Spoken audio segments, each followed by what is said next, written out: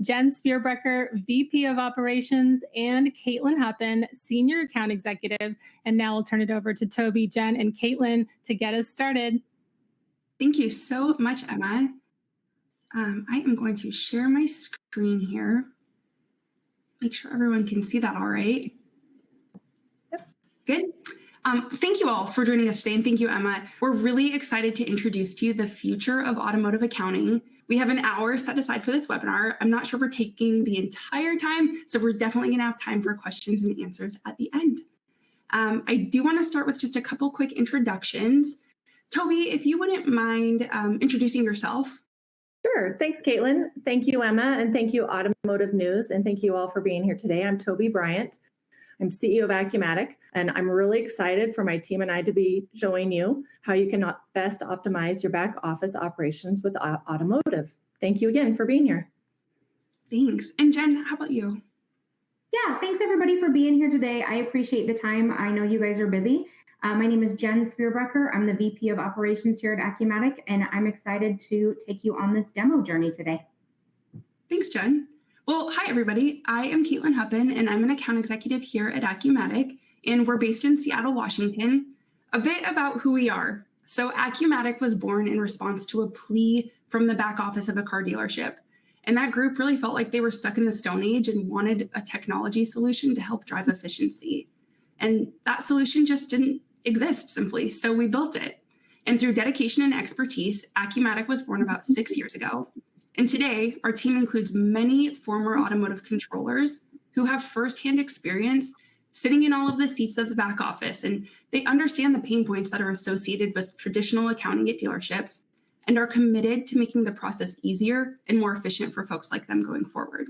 So I think we've got a little bit of a mix here in the room between back office staff and GMs and controllers and CFOs. So while this is a presentation about accounting, we're also going to be talking about the stuff that you might be invested in if you're a CFO or a GM, which is your bottom line and the efficiency of your staff. So stay tuned. There's going to be a little something for everyone.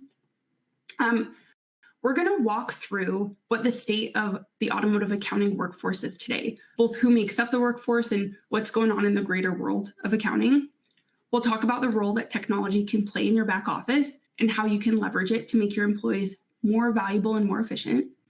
Jen's going to run a demonstration for us so you can see that automation in action, and we will have time for question and answer. So it's another plug to use that Q&A box. I do want to start with a poll here, if you wouldn't mind launching that for me. I want to get a feel for the room so we know, I guess who we can really cater the presentation to. So is that poll launched there? Perfect. Choices here: I post reports and I oversee the month-end process. Maybe I just post reports. Maybe I just oversee the month-end process. Number 4 is I'm not involved in what my accounting office does on a day-to-day, but I do care about efficiency at my dealership. And number 5, I'm not so sure why you're here, but I'm so glad that you are, and feel free to throw in the Q&A. I'd be curious what sparked your interest about joining. And I'll give everyone some time to answer.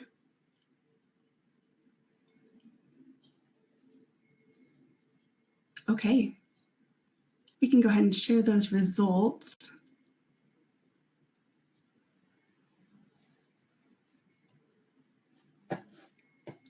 Well, thank you so much. So here is where I want to start, a not so hypothetical scenario.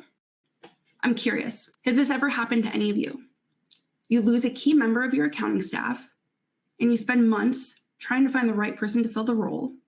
And you spend a lot of money paying a consultant to fill the gaps while you try to hire someone, because you want to make sure whoever you end up hiring is trustworthy. They're managing the most intimate part of your business, the money, and the books get behind for a couple months because your staff is working overtime trying to get them back in order, and it's a mess.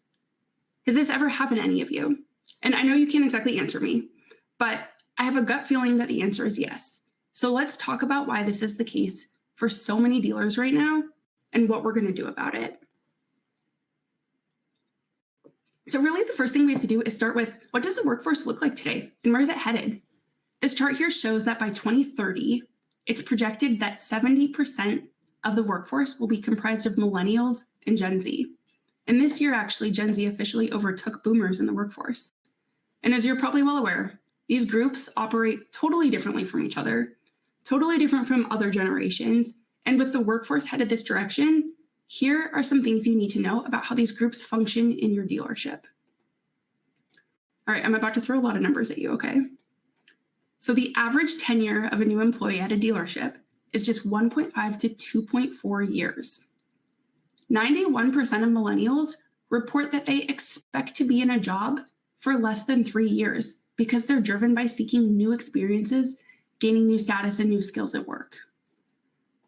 All right, this is kind of crazy, but studies show that the cost of turnover at a dealership on average is $439,000 annually. More than 60% of executives report that turnover had a major impact on operations. So not only is it expensive, but it's obviously wildly disruptive to the day-to-day. And then lastly, in a dealership survey from last year, 88% of executives reported that hiring is a major challenge right now, primarily citing that applicants lack the required skills and the education that they need to do the job. And yes, statistics are great, but anecdotally, this is what we're hearing from our customers and our prospects on a daily basis. It is really hard to come by good people, especially if you're not in a major metropolitan market. So given all this, dealerships are facing